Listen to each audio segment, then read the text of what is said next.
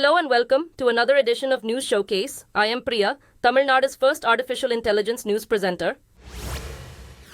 Delhi Chief Minister Arvind Kejriwal will remain in the custody of the Enforcement Directorate till next Monday. The extension of custody was ordered by the Rouse Avenue Court in Delhi.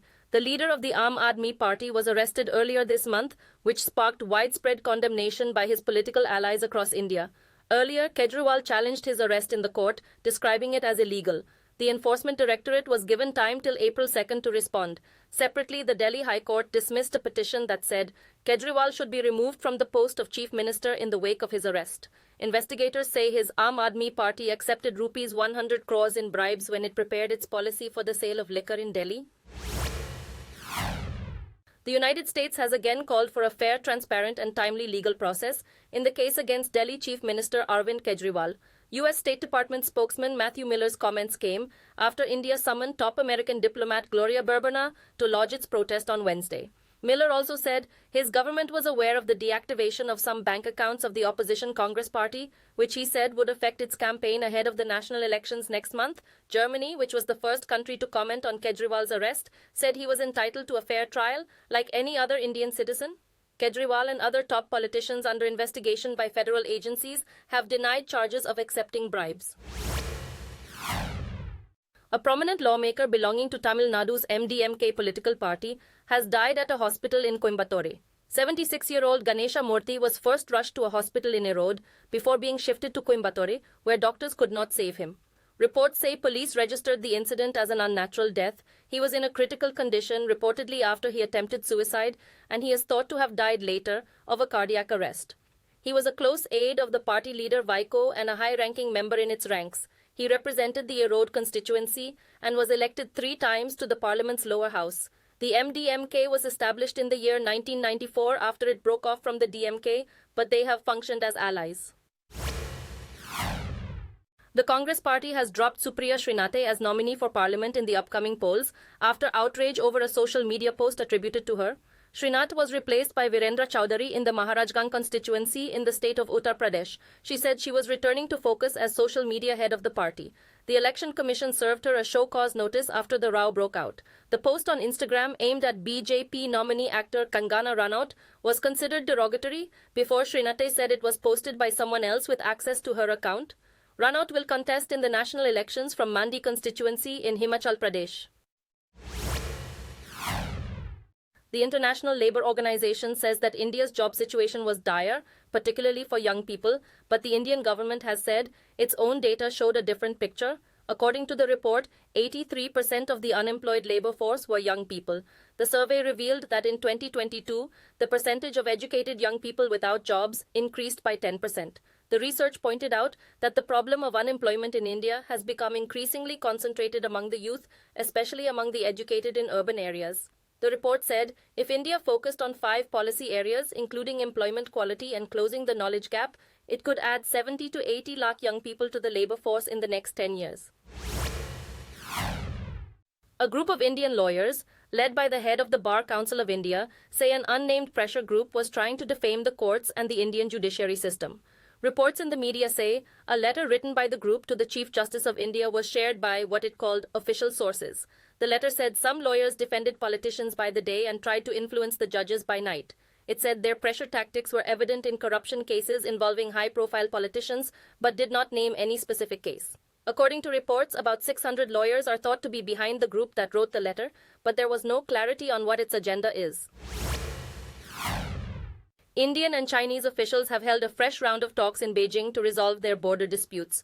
The two sides had an in-depth exchange of views on how to achieve complete disengagement and resolve the remaining issues along the border known as the Line of Actual Control in the Western Sector. The Indian delegation was led by the Joint Secretary of East Asia, while the Chinese delegation was led by the Director General of the Boundary and Oceanic Department.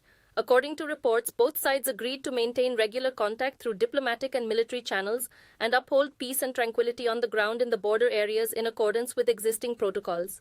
The previous meeting was held in November last year. The Russian Foreign Ministry has expressed doubt that the Islamic State could have carried out the Moscow concert hall attack that killed 143 people. Moscow claims Ukraine was behind the attack, but it did not provide evidence. Ukraine and the West have denied any role in the attack. Islamic State Khorasan claimed responsibility, but Russia believes the West used ISIS as a scapegoat to deflect blame from Ukraine. Reports say the Islamic State sees Russia's policies were against the Muslims.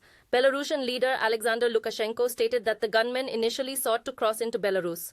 Russian security agency FSB implicated Ukraine, the US, and Britain in the deadly raid, but Ukraine's intelligence chief said Russian authorities knew of the attack and Moscow was warned in advance. President Putin has dismissed the idea of Russia attacking NATO as pure nonsense, but in his comments on the supply of F-16 fighters to Ukraine by Western countries, he warned they would be shot down, just as they target tanks and other military equipment. He also noted that if F-16s operate from third country airfields against Russia, they would be considered legitimate targets. Moscow has criticized the US for supporting Ukraine, claiming it was the worst move since the Cuban Missile Crisis. Ukraine has been anticipating the arrival of F-16s, with several countries pledging to donate and assist in training its pilots to fly the advanced jets. The Russian invasion of Ukraine in its third year came as Kyiv was moving closer to becoming a NATO member. A UN-backed assessment provided concrete statistical proof that the humanitarian crisis in Gaza is escalating into a man-made famine in spite of months of warnings. Pressure has intensified on Israel to uphold its legal obligations to safeguard Palestinian civilians and provide sufficient quantities of humanitarian aid to reach those in need. Volker Turk, the top UN human rights official, has said that there was a plausible case that Israel was using famine as a weapon of war in Gaza and that Israel was mostly to blame. The UN High Commissioner for Human Rights stated that if intent were established, that would be considered a war crime. Senior politician Nir Barkat, who is Israel's Minister of Economics, dismissed the warning as an irresponsible thing.